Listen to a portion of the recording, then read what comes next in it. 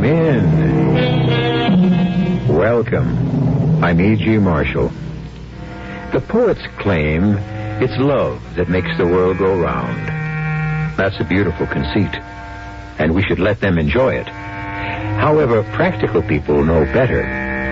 Sensible people know what really makes the world go round, and that's money. Yes, money. With money, you not only make the world go round, but you can make it go fast or slow, or even bring it to a full, complete, and shuddering stop. Oliver, darling. Good morning, Miss Wilson. Miss Wilson? Is something wrong, Colonel Colfax? You have a certain look on your face. Have I? What kind of look? The look of a man who's about to announce he wants to break his engagement. Is that why you're here? No, that is not why. I have come to... Yes? I have come to place you under arrest. Arrest? Miss Mariah Wilson, you are charged with spying against the government of the Confederate States of America. And it is my duty to conduct you to a place of court-martial.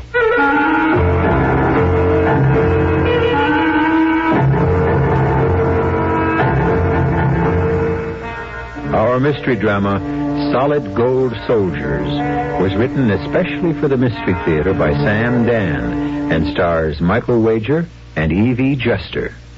It is sponsored in part by Buick Motor Division. I'll be back shortly with Act One.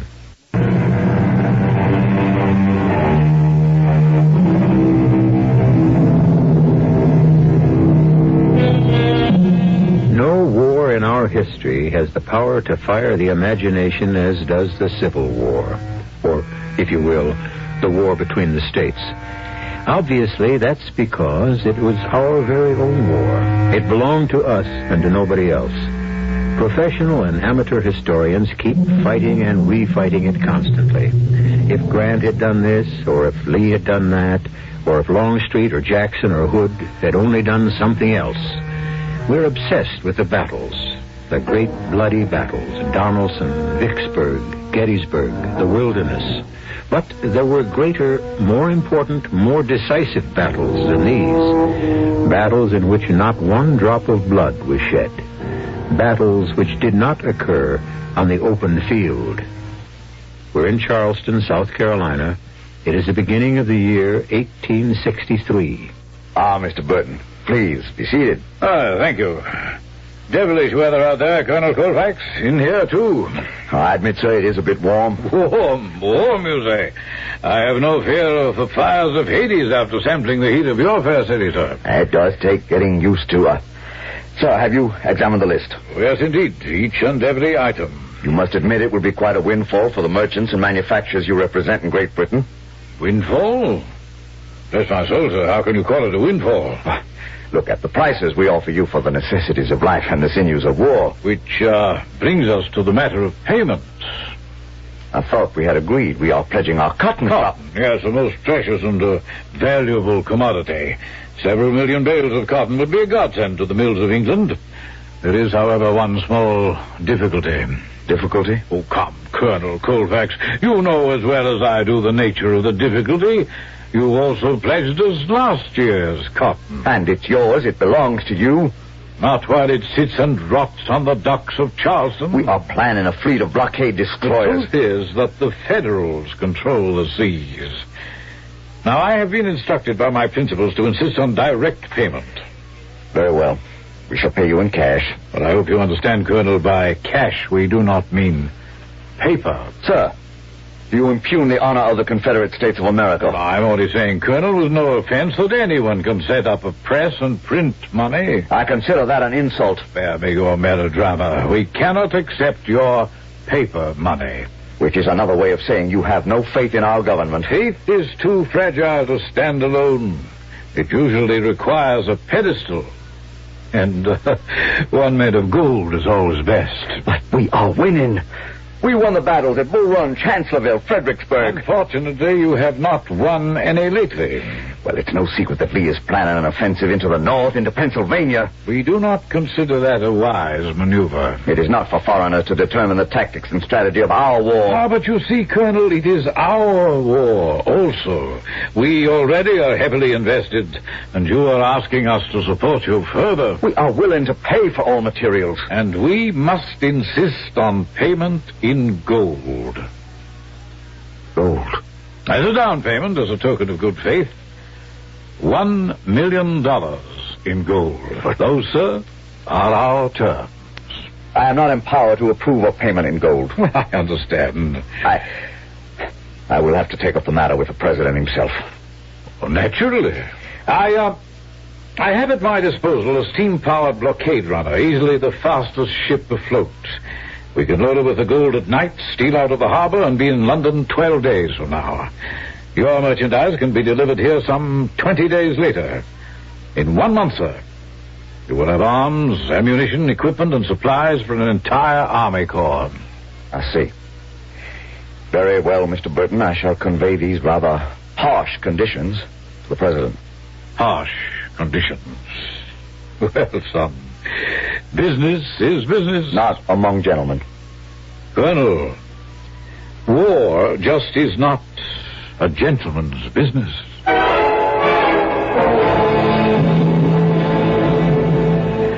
Those are the terms, Mr. President. In return for the gold, we are to receive all the items on the list. Yes, sir. We give Mr. Burton the money. He delivers it to England on his blockade runner. And then he has other blockade runners to bring us the equipment. Yes, sir. That's how we've been dealing with the British since the war began. The risks, Colonel? A ship carrying the gold can be intercepted or sunk by a federal man of war. Yes. And even if the gold is delivered to England, the ships carrying the cargo to us may be unable to run the blockade. In other words, the ordinary risks, Colonel. Yes, Mr. President. And what is your feeling in this matter? If we have the gold, I say let's do it. Why? Do we have a choice? The Federals have 10 factories to our 1. Sooner or later, we must be overwhelmed by their superior equipment. We must win the war now or lose it forever. But we are winning, aren't we, Colonel? No, sir. We maul the Federals here in the east, but they have already driven us from the west. Is that how you see it? Our only hope is General Lee's planned invasion of Pennsylvania. As it stands now, it will fail. Why, Colonel? He hasn't enough men. But they're picked troops, the best soldiers in the world, experienced veterans. Their morale is splendid. Yes, they're straining at the leash and they'll make short work of the Yankees. I've heard all that kind of talk, sir. But Lee will have to suffer terrible casualties. We need another 20,000 men. Yes, you're right. Of course you're right, Colonel. At the crucial point, success will depend on a fresh, well-equipped reserve. Without it, Lee is lost. $1 million in gold can buy us that reserve army corps. And they will turn the tide of the war. What do we have $1 million in gold? We'll raise it. We'll raise it somehow. Tell Mr. Burton we agree to his terms.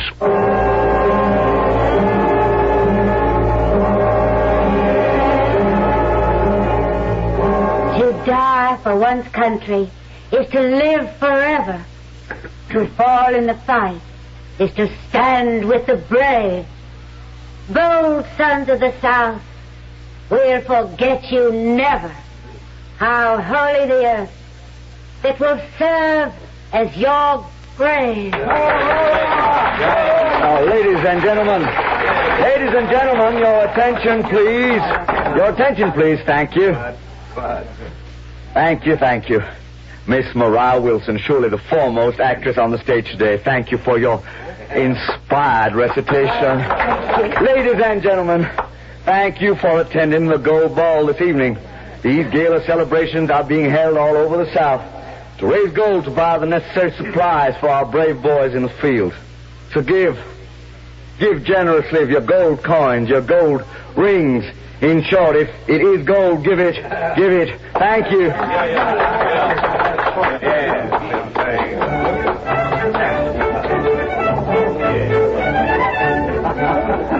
Well, I thank Thank you. Miss Wilson, thank you so much for being with us this evening. Oh, my pleasure, Colonel.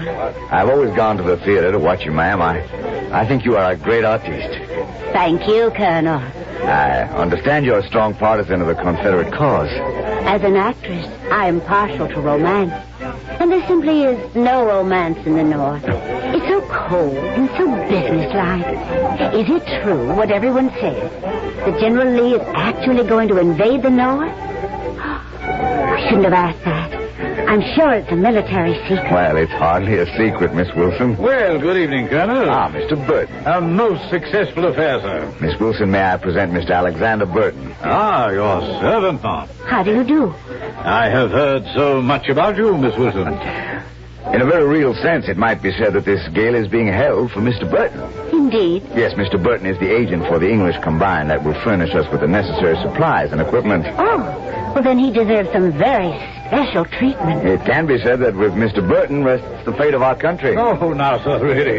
You mustn't make me all that important. Mr. Burton shall conduct the gold to England. May the heavens protect you and us, Mr. Burton. Thank you, ma'am.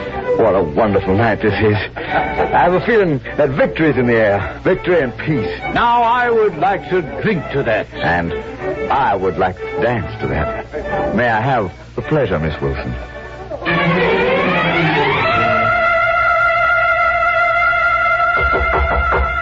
As was there. Well, I say, who's there? Well, if you're a bandit or a burglar, I warn you, I'm armed. Very well, let us find out.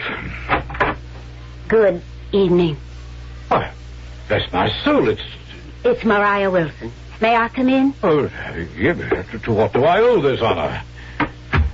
May I ask you to put down the revolver? Firearms have always made me nervous. I confess they make me somewhat nervous as well. But once again, to what do I owe this honor? I came here because I am curious. Curious? Yes. I should like to know your name. Oh, but you know my name. Or perhaps you've forgotten. I'm Alexander Burton. No, sir. That's the discrepancy. You are not Alexander Burton, agent for the Great Britain Commercial and Manufacturing Group. Now, my dear young lady, how can you possibly say that? Well, I have two reasons. First, you're not an Englishman. Oh, your accent sounds authentic, but it's a stage accent and not the genuine article. Second, I know Alexander Burton. I met him when I played in London some years ago. Well. Yes, Mr. Burton. And, what else do you have to say to me, Miss Wilson? I don't know what your endeavor is exactly, but I am announcing to you the fact that you now have a partner. A partner? Yes, a partner. A silent partner. A silent partner. And also a dead partner. You're a very rash young woman, Miss Wilson.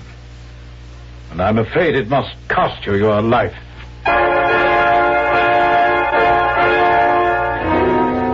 Well, who is Mr. Burton?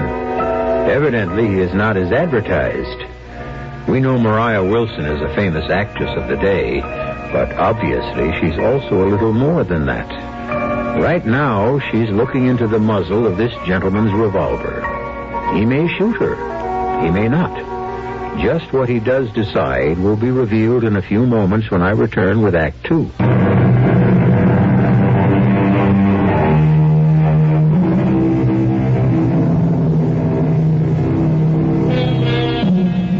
In time of war, all other things being equal, a rich army will usually beat a poor army. An army travels on its stomach, which means it needs food. And it also travels on its feet, which means it needs shoes. And it needs a great many other things, too. And these are things only money can buy. The Confederate States is raising what was, for those days, a huge sum of gold. But where is it going? Now, Mr. Burton. You see, I still call you Mr. Burton.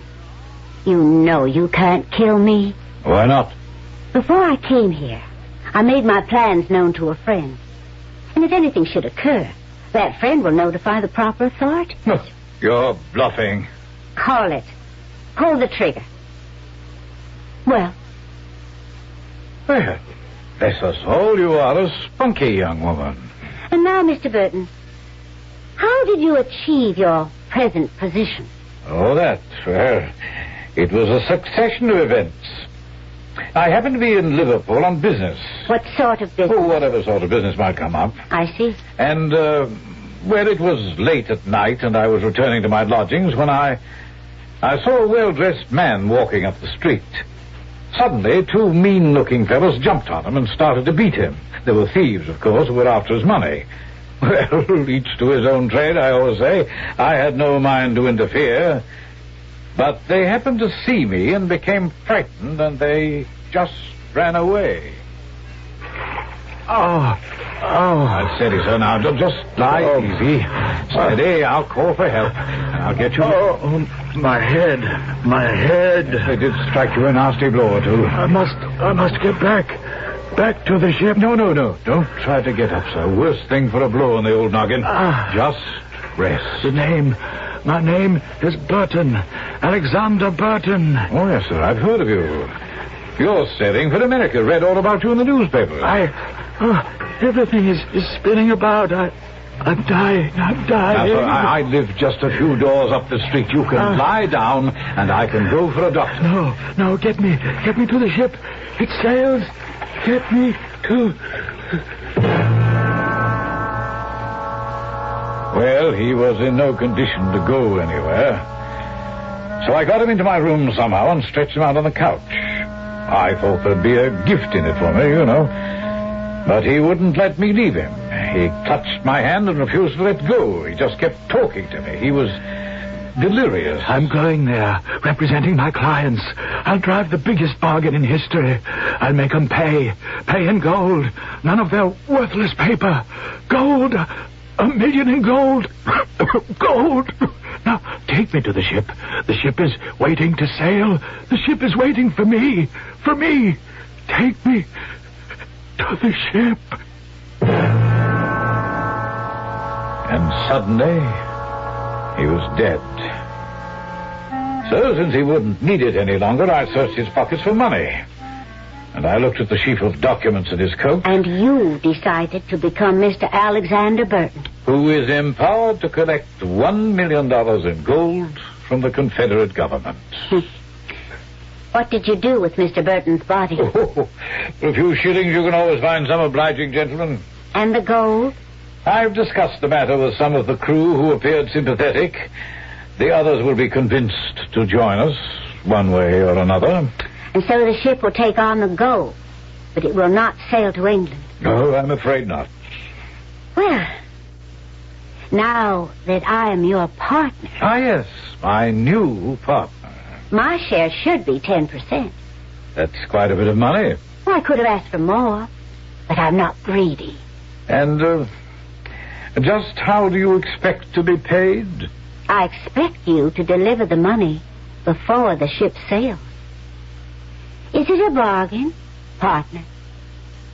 Yes, it's a bargain, partner.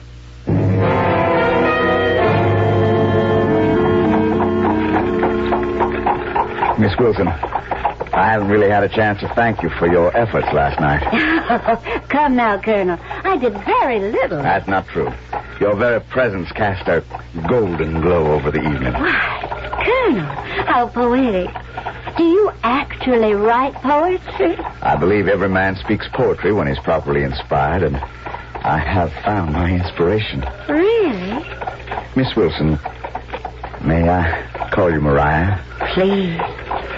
Mariah, I have never been very good with words. I think you're doing very well. Thank you, ma'am, but action is more my style, and Well, Miss Wilson, Mariah, there is something I must tell you. For the first time in my life, I have met a woman to whom I would offer my heart and my hand. Colonel.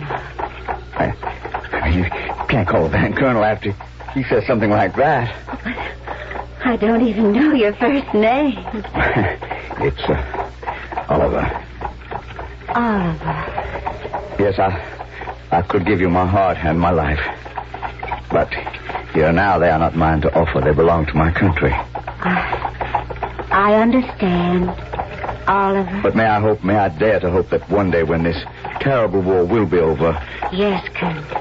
Oliver, when this terrible war will finally be over.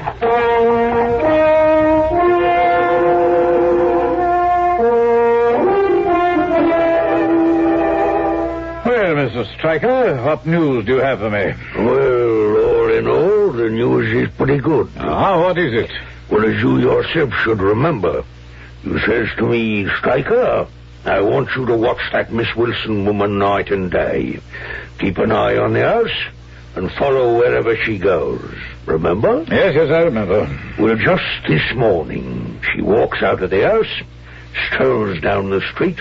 I follows her, very cautious, and she turns down a deserted lane. And making sure she ain't observed, she quickly places her letter inside the trunk of an old oak tree. Hello, what's this, I ask myself. And after she leaves, I just sticks me hand in, and here it is. I thank you, Mr. Stryker. What's it say? You mean you weren't curious enough to read it? I'd need more than curiosity. I'd need to know how to read. Beautiful handwriting this lady has. Alert, blockading squadron, runner preparing to sail soon with gold shipment. Well. So think of what we have just learned about the fair Miss Maria Wilson. Should we, get rid of Miss Wilson? I could do it with no trouble at all. No, Stryker. There's always the correct way to do these things.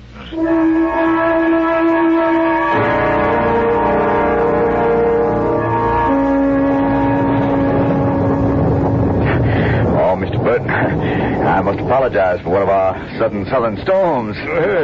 Terrible weather, isn't it? But I am happy to report everything seems to be going smoothly. We should have all the gold, and you can be ready to sail within a week. Oh, well, that is splendid. Colonel... Yes, sir? I'm not sure I know how to say this, but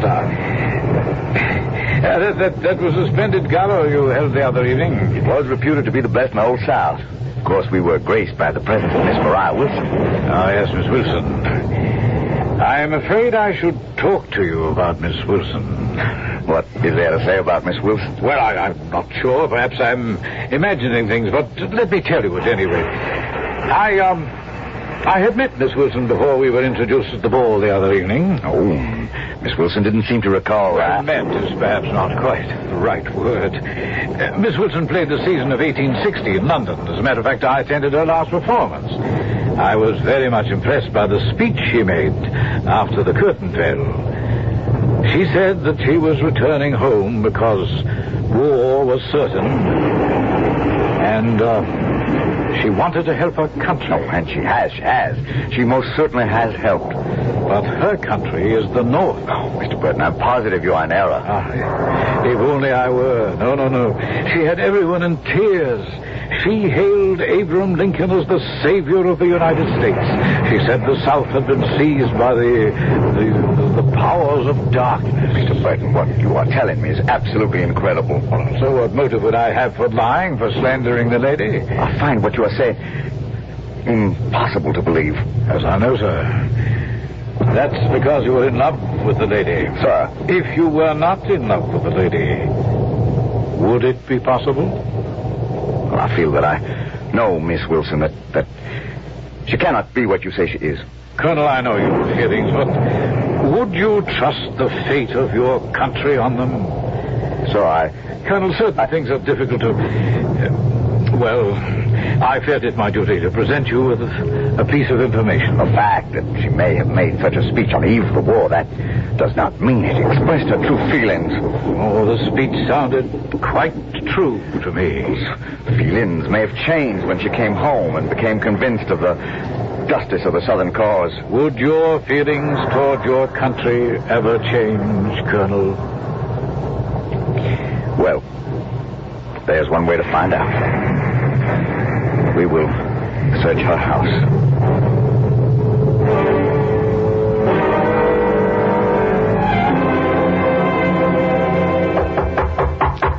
Just a moment. Oliver, what a wonderful surprise. Come in. I was hoping you'd come calling on me. Were you, Miss Wilson? Miss Wilson. Oh, is something wrong, Colonel? Mariah. Confess. To what? Confess you're a Union spy. Who accuses me? Does it matter? I have a right to know. Let me face my accuser. Mariah, if we love each other, there can be no falsehoods between us. Are you a spy? Who accuses me? I have received a report of a speech you made after your final performance in London in 1860. I wasn't in London in 1860. Unfortunately, Mr. Burton happened to see you express your Union sentiments quite strongly. I played the season of 1860 in Boston.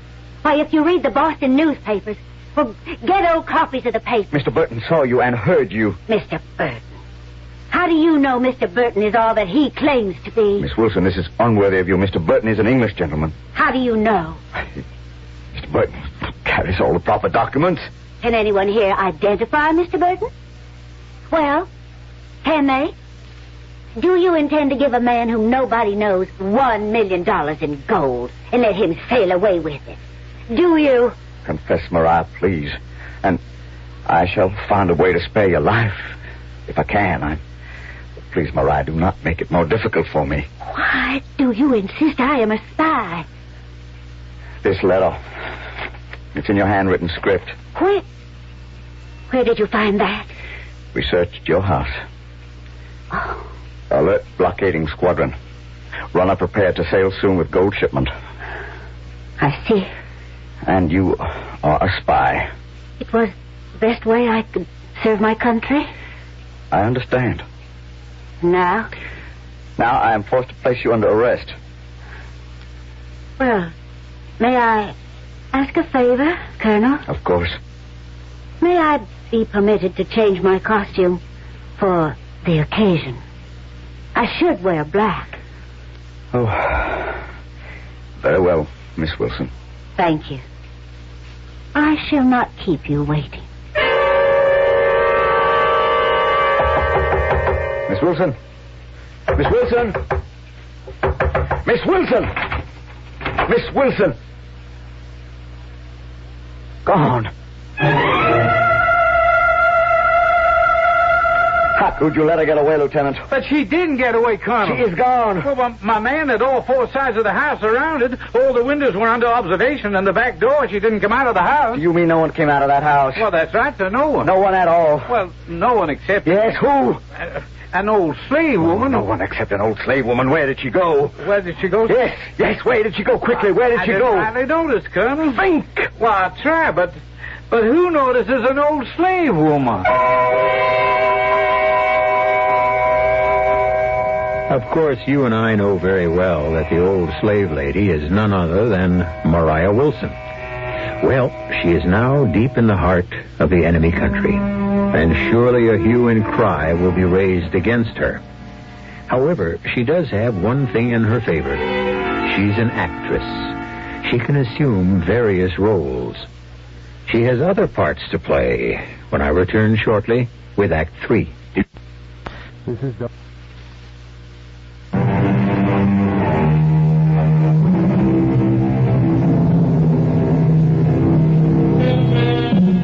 In 1863, the American Civil War is reaching toward its crisis. The decisive battle will be fought at Gettysburg. As one famous Confederate general put it, battles are won by those who get thar fustest with the mostest.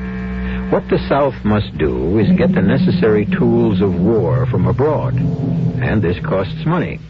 And money is scarce and precious. And this is what our story has been all about. Money. Which is what most stories are really all about. No? An old slave woman trudges wearily along a dusty country road in South Carolina. She stops near an old farmhouse. The farmer is in the front yard, about to saddle his horse. Massa. What is it, Grandma?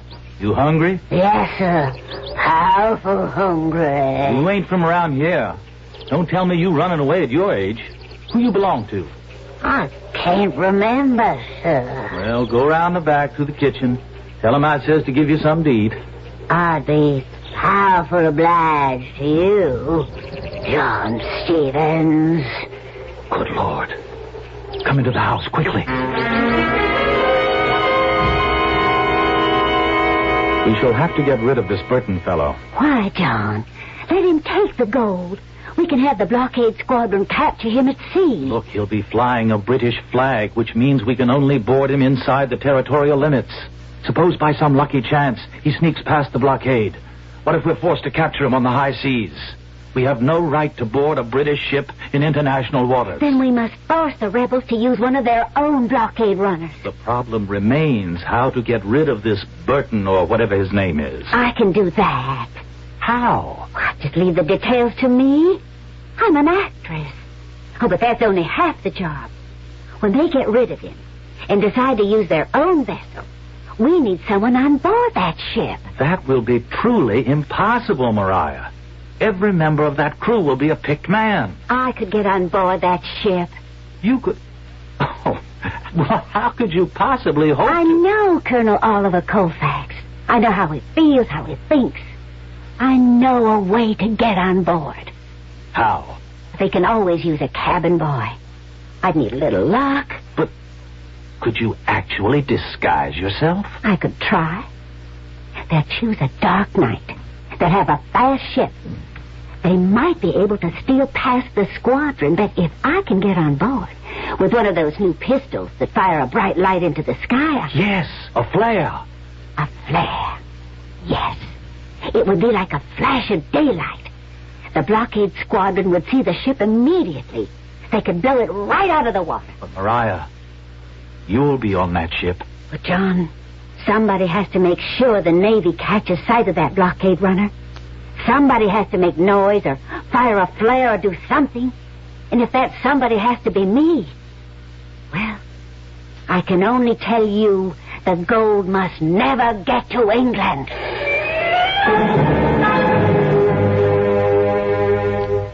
Well, Colonel, tonight is the great event, eh? Yes, and it looks like favorable time, too. There'll probably be a heavy mist, judging from the weather now. Oh, yes, sir, I'm sure of the success of our enterprise. Shall you be my guest for luncheon, sir? I know of a splendid place to dine just down the street. Oh, my pleasure, Colonel. Shall we?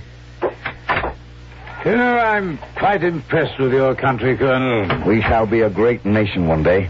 We may be poor in material things, but we are rich in spirit. Which is what really matters. Henry, it's you! Henry Atkins. I beg your pardon. They said you're going to America, and I'll come looking for you. Mom, I'm afraid you're quite mistaken. Mistaken? Wouldn't I know my own husband? Would I forget a dog like you? Oh, no. Would I forget how you left me, the baby? Oh, Colonel, this is most awkward. I said I'd travel the old wide world to track you down and demand justice for what you done to me and my child. Your child, this is a mad woman, It Colonel. is to call me mad. Listen, everybody listen.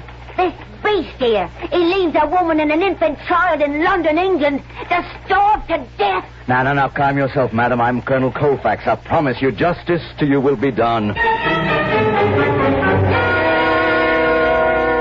You say your name is Elizabeth Atkins, and you met Mr. Burton. He ain't Mr. Burton. He's Mr. Atkins. Henry Atkins. You're sure? I know me own husband, don't I? You have proof? What proof would I have? Except me own word.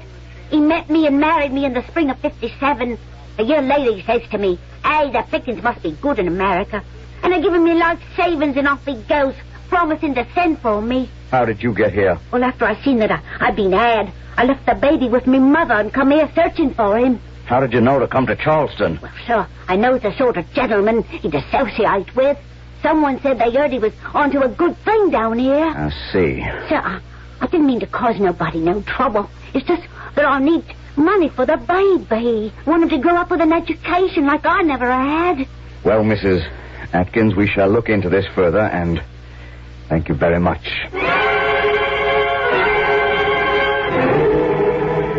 I was just barely able to rescue him from the mob, Mr. President. And the woman? Well, I questioned her, and she was quite distressed.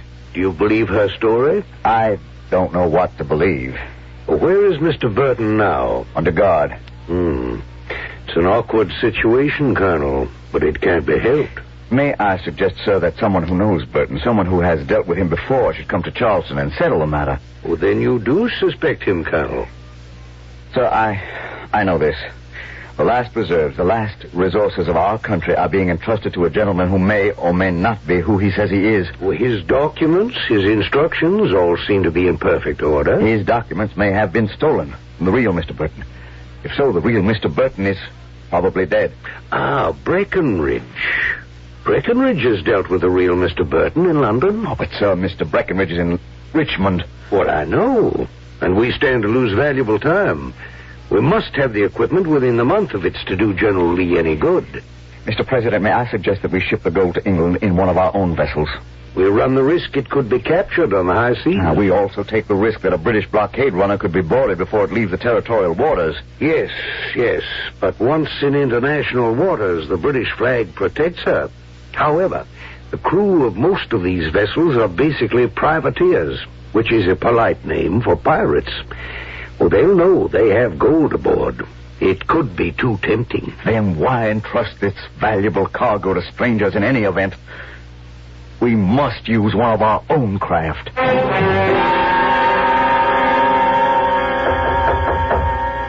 Yes, come in. Well, my lad, what can I do for you? Sir? Sir? Speak up, son. Speak up and step inside. Well?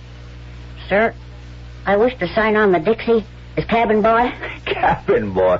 Why, you're too young to... I'm almost 13. What do you know about the Dixie? Well, everybody knows she's going to run the blockade tonight. What do you mean, everybody? Well, I suppose everybody does. I want to sign aboard. Oh, I'm sorry, son. You're too young. You got to take me with you. Please. I got to fight for my country.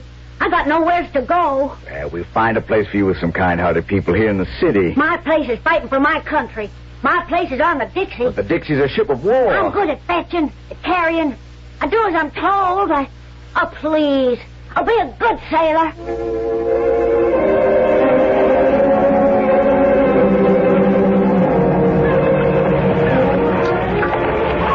Move aboard quickly and quietly, men. We just have time to make the tide. This fog is a blessing, Colonel. Yes, Lieutenant. And now I feel certain we shall succeed. Colonel, I brought you a cup of coffee. Thank you, son. Better get on board quickly. Yes, sir. They won't expect us to put out to sea in this mist. Or if they do, it won't matter. Once we're underway, I don't think they have anything that can catch us. Last man's reported aboard, Colonel. We're ready to make way. Very good, Lieutenant. Gather the crew up forward.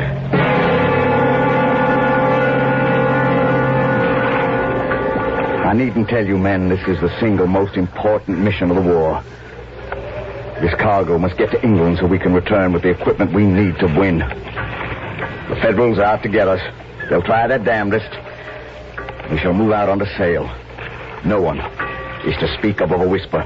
No one is to smoke or show any light whatsoever. Cook, the fire must be out in the galley. No smoking. Sailor master, take over the ship. The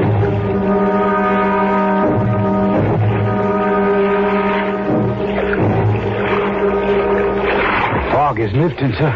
That's all right. There's no moon. Well, I'll feel better out on the open sea where there's more room to maneuver. Tell the sailing master to change over to steam power as soon as he thinks it's safe. We need the speed. Yes, sir. Good evening, Colonel. Well, son, what are you doing up here? Cook sent me upstairs to find out what you want for your dinner. My compliments to the cook. Word from the lookout up forward, sir. He thinks he sees a ship off in the distance. It could be a Union steam frigate. They could throw us out of the water. Pass the word. All about the ship. Quiet. Absolute quiet. No one is to move. No one is to breathe. Yes, sir. Quiet, man.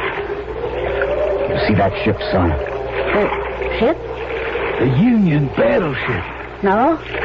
No, sir. There in the darkness. Dead ahead.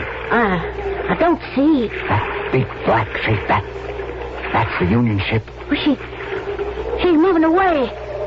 Yeah, that's right. She don't see us. What luck. What enchanted luck. She just happens not to see us. She's moving off. And in a minute, we'll be lost to sight. How can she not see us? Man, it's hard. Just one more minute. Give us one more minute.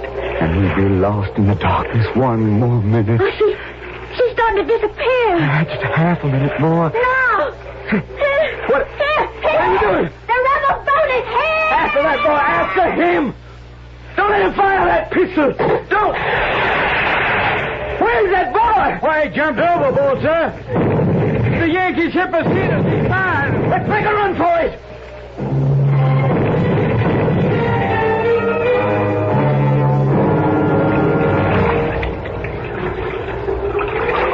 Yeah. Let me give your hand, sailor. Thank you, kind sir. It's you. Yes, me. Do you still want me to share your wrath, Colonel? I ought to. Yes? Oh, come on before you drown. Well, the ship is gone under. With the gold. I'm sorry for you, but for me, I'm glad. You were the old slave lady. Yes? And Mrs. Atkins. Yes? And the cabin boy. Yes. What am I going to do with you? Well, depends on who picks us up. One of my boats, and you're my prisoner. One of your boats, and I'm your prisoner. Miss Wilson. Mariah, I am afraid that whichever boat picks us, I am your prisoner anyway. Colonel, I only want to say that I am your prisoner, too.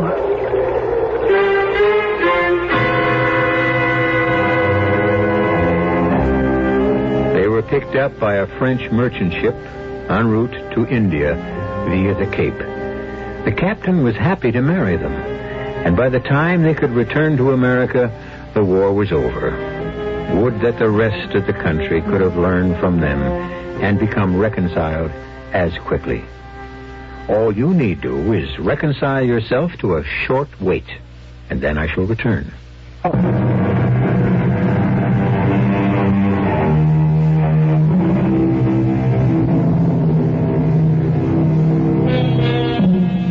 It needs all kinds of soldiers to make an army. Infantry, artillery, armor, and air.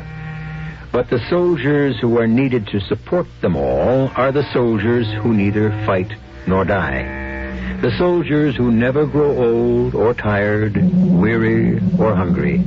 And these are the soldiers of solid gold, who will serve any master or any cause.